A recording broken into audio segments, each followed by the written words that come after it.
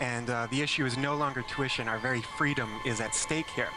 So we have two sort of parallel trends taking place, increased repression and increased mobilization on the other side. Do we have a serious problem with hunger in this country? The United Nations says the answer to that is yes. And today we have a large number of Canadians who are unacceptably too poor to feed themselves decently.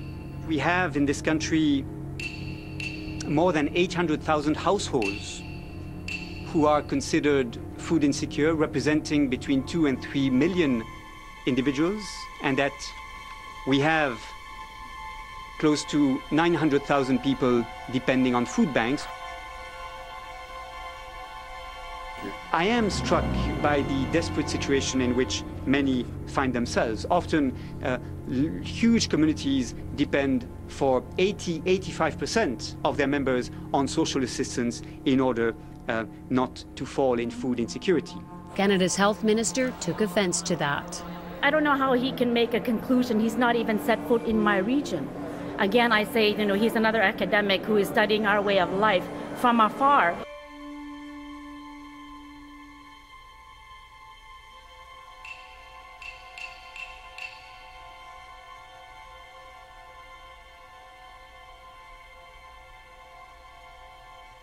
It would be our hope that the contributions we make to the United Nations are used to help starving people in developing countries, not to give lectures to wealthy and developed countries like Canada. And I think this is a discredit to the United Nations.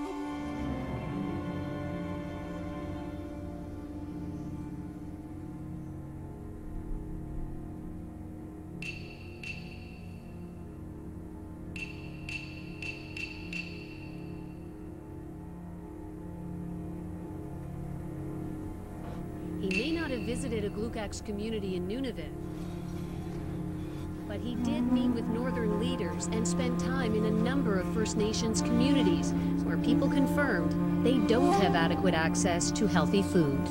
Our land is being developed by industry, so the habitat for the animals that we hunt and fish and trap is being encroached on, and animals are moving out, and the land where we pick berries is being developed. DeShooter says he'll take his findings and prepare a report which he'll eventually present to the UN Human Rights Council. Peter? Laurie, did he recommend anything that we haven't heard before? Not really, Peter. DeShooter wants a national food strategy, which many groups have been calling for. But perhaps what is new is the international attention the issue is attracting, which the government clearly does not welcome.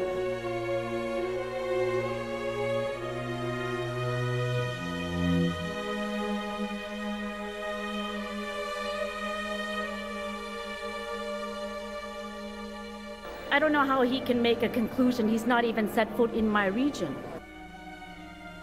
It would be our hope that the contributions we make to the United Nations are used to help starving people in developing countries, not to give lectures to wealthy and developed countries like Canada. And I think this is a discredit to the United Nations.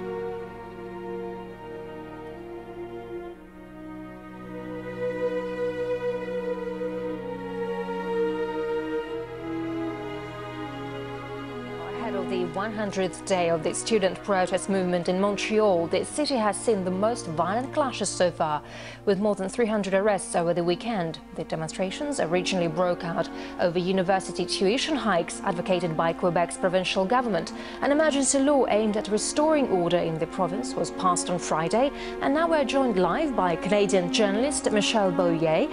Michelle, welcome to the program. We know you were injured while covering the riots. What can you tell us about the police? Are their actions justified? Well, it really depends on the situations. I have to say is that, yes, I was injured. I guess, as a lot of journalists who have also been arrested, I wasn't arrested. However, others were. Sometimes you're in the wrong place at the wrong time. What we're seeing a lot now is a lot of people are backlashing towards the police, almost, expelling their anger towards the current political climate towards the police.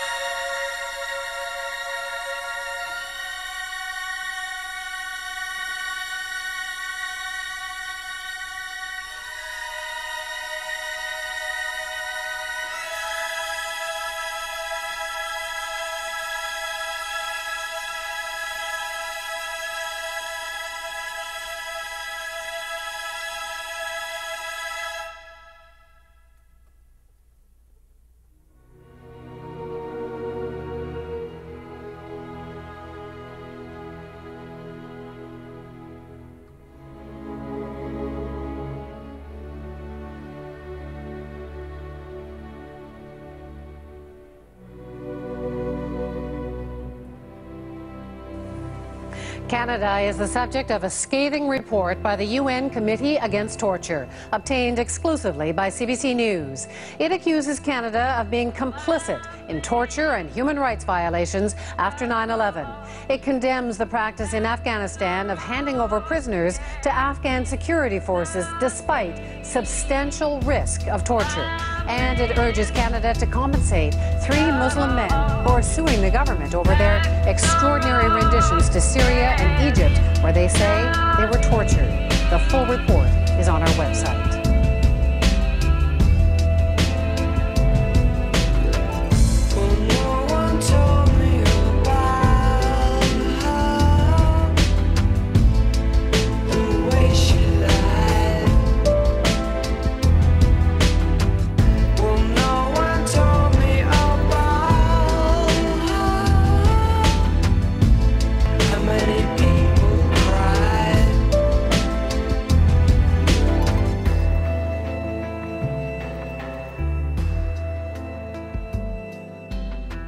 The federal government is laying off nearly all of its employees who monitor ocean pollution, and that includes 9 people who work in North Saanich.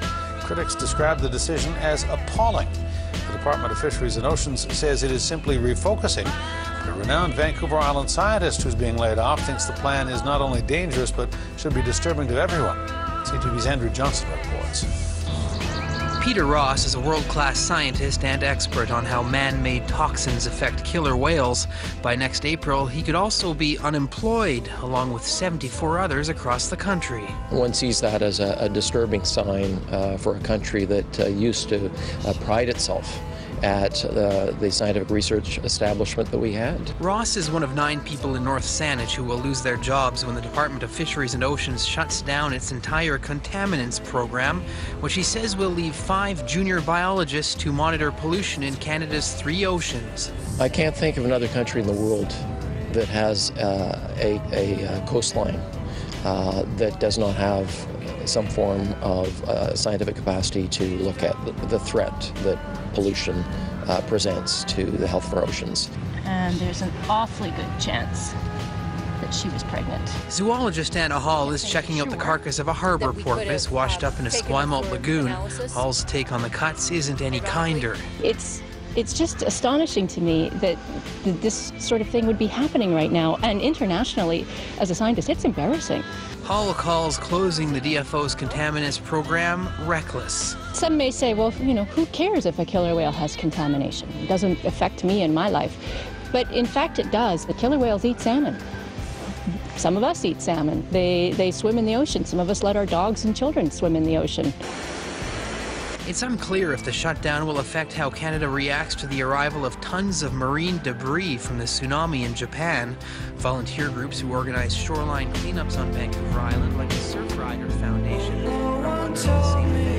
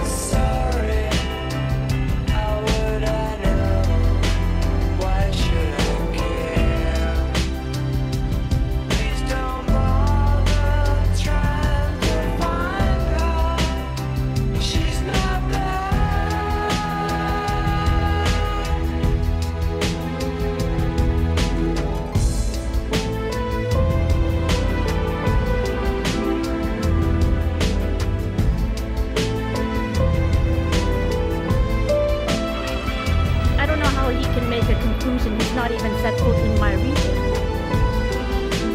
It would be our hope that the contributions we make to the United Nations are used to help starving people in developing countries, not to give lectures to wealthy and developed countries like Canada. And I think this is a discredit to the United Nations.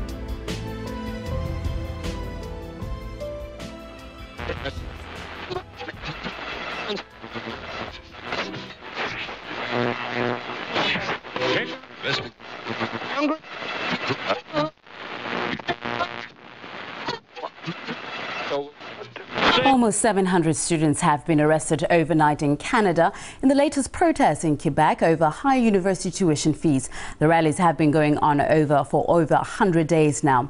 Quebec's provincial government last week passed emergency legislation in an attempt to end Canada's longest-running student demonstrations ever. That, however, did not bring any peace to the streets. And we're now joined live by Andrew Gavin Marshall, project manager for peoplesbookproject.com. Andrew Gavin Marshall, thank you so much for talking to us here on our team. Now, my first question to you is the protests have lasted for more than 100 days now. What is the future of the movement? Well, now it's a social movement. It's being referred to as the Maple Spring. And on the one hand, you have the government becoming more repressive, passing Bill 78 last week, which severely restricts our constitutionally guaranteed rights to freedom of assembly and freedom of expression. So you have a crackdown, a totalitarian-like crackdown by a mafia-connected government on a student movement. And on the other hand, you have a student movement which is becoming more resilient, more energized to react against this freedom-attacking legislation. And the issue is no longer tuition. Our very freedom is at stake here. So you have two sort of parallel trends taking place, increased repression and increased mobilization on the other side. I mean, just since the legislation was passed, we've had over 1,000 people arrested, and the legislation came into effect on Saturday. In the entire conflict, we've had over 2,500 people arrested. Several students have almost been killed by the police. One lost his eye, another lost his vision.